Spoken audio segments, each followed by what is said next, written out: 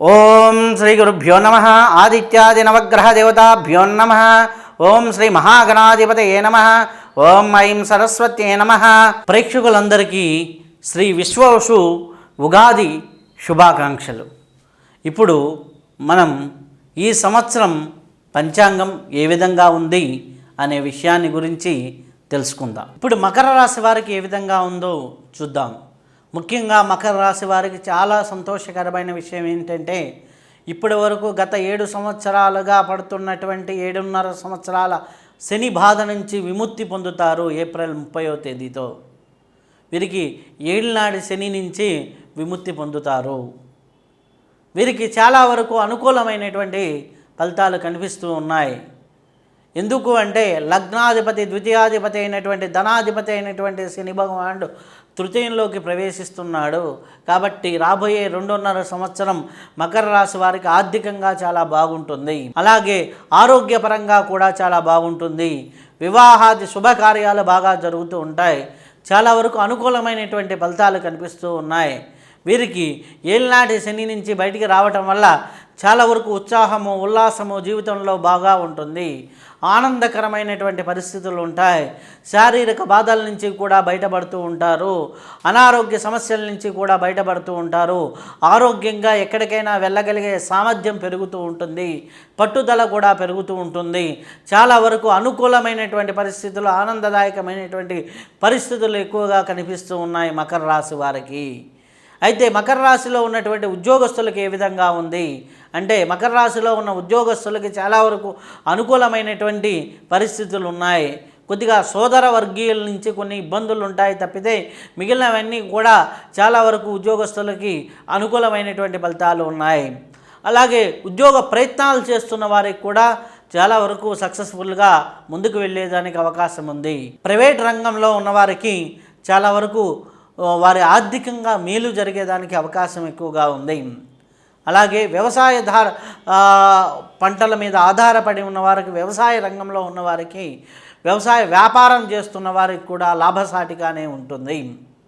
అలాగే వ్యాపారాలలో ఉన్నవారికి చాలా వరకు అనుకూలమైనటువంటి పరిస్థితులు ఉంటాయి.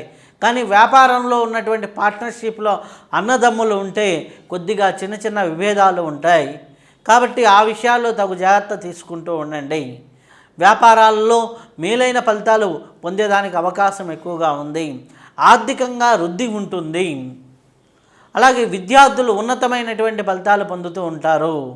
కాకపోతే కొన్ని విషయాల్లో జ్ఞాపక శక్తి విషయంలో ఒక్కోసారి మర్చిపోతూ ఉంటారు. కాబట్టి ఆ విషయంలో తగు జాగ్రత్త తీసుకొని నిత్యం దక్షిణామూర్తి స్తోత్రాన్ని పారాయణ చేసుకుంటూ ఉంటే విద్యార్థులకు చాలా మంచిది. అలాగే ఈ యొక్క రాశిలో ఉన్నటువంటి కళాకారులకి మంచి అవకాశాలు వచ్చి ముందుకు వెళ్ళేదానికి అవకాశం ఎక్కువగా ఉంది. స్త్రీలకు కూడా చాలా సానుకూలమైనటువంటి పరిస్థితులు ఉన్నాయి. మకర రాశి వారికి చెప్పేటటువంటిది ఒకే ఒక ఇదేమిటంటే, అన్నదమ్ములతో మాట్లాడేటప్పుడు, భూములు కొనేటప్పుడు కొద్దిగా జాగ్రత్తగా వ్యవహరించండి. మిగిలిన అన్ని విషయాలు చాలా సానుకూలంగా హ్యాపీగా వెళ్తూ ఉన్నాయి. చాలా అద్భుతంగా ముందుకు వెళ్తూ ఉంటాయి. కాబట్టి ఎటువంటి ఇబ్బంది లేకుండా ముందుకు వెళ్ళేదానికి ఆస్కారం ఎక్కువగా ఉంది. చాలా సానుకూలమైనటువంటి ఫలితాలే ఎక్కువగా కనిపిస్తూ ఉన్నాయి. కాబట్టి మకర రాశి వారు ముఖ్యంగా దక్షిణామూర్తి స్తోత్రాన్ని పారాయణ చేసుకోండి. దత్తక్షేత్రాలని దర్శనం చేసుకుంటూ ఉండండి. అలాగే గురు చరిత్రను పారాయణ చేసుకుంటూ ఉండండి. అలాగే రావి మొక్కల్ని నాటి పెంచండి, లేదా రావి చెట్టుకి నీరు పోస్తూ ఉండండి.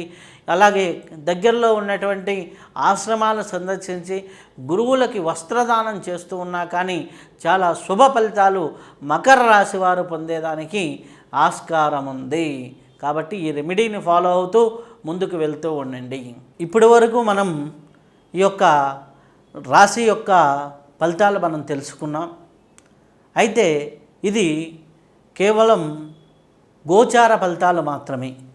అంటే గోచార ఫలితము అంటే ప్రస్తుత గ్రహస్థితిని గురించి చెప్పేటటువంటి ఫలితాలు. అలాగే మన కర్మచక్రాన్ని గురించి చెప్పేది, మన సంపూర్ణ జాతకం గురించి చెప్పేది మన జాతక చక్రం. జాతక చక్రము అంటే ఎప్పుడంటే మన పుట్టిన సమయాన్ని బట్టి వేసేది. ఆ పుట్టిన సమయాన్ని బట్టి వేసేది సంపూర్ణ జాతకము. ఇది గోచారము. ఈ రెండూ కలిసి శుభంగా ఉన్నప్పుడు చాలా అద్భుతమైన ఫలితాలు ఉంటాయి. ఈ రెండిట్లో ఏదో ఒకటి మైనస్గా ఉందనుకోండి, కొంతవరకు శుభ ఫలితాలు ఉంటాయి. ఈ రెండు కూడా మైనస్లో ఉన్నాయనుకోండి, అప్పుడు చాలా ఇబ్బందులు ఎక్కువగా ఉంటాయి. కాబట్టి మెరుగైన రెమెడీలు తెలుసుకోవాలనుకున్నా, ఇంకా యోగపరమైనటువంటి రెమెడీలు, అలాగే ఇంకా ఎక్కువ రెమెడీలు చేసుకొని మీ జీవితాన్ని పండించుకోవాలనుకున్నా మమ్మల్ని సంప్రదించవచ్చు. ఈ సమాచారం నచ్చినట్లయితే మీరు షేర్ చేయండి, అలాగే సబ్స్క్రైబ్ చేయండి. ఈ జ్ఞానాన్ని 10 మందికి అందజేయండి. అప్పుడు మీరు ఆనందంగా ఉంటారు, 10 మంది ఆనందంగా ఉంచుతారు. అలా ఈ యొక్క జ్ఞానాన్ని 10 మందికి పంచుకోవడం వల్ల మీకు కూడా వారి జీవితాల్లో మార్పు వస్తే ఆ శుభ ఫలితాలు మీకు కూడా కలుగుతూ ఉంటాయి. మన తోటివారు బాగు మనం కోరితే మన బాగు భగవంతుడు కోరుతాడు. ఆ విధంగా ఈ విషయాన్ని 10 మందికి షేర్ చేయండి, అలాగే సబ్స్క్రైబ్ చేయండి ఛానల్ని. మీరు ఆనందంగా ఉండండి, 10 మందిని ఆనందంగా ఉంచండి. శుభం భూయా, సర్వే జనా సుఖినో భవంతు.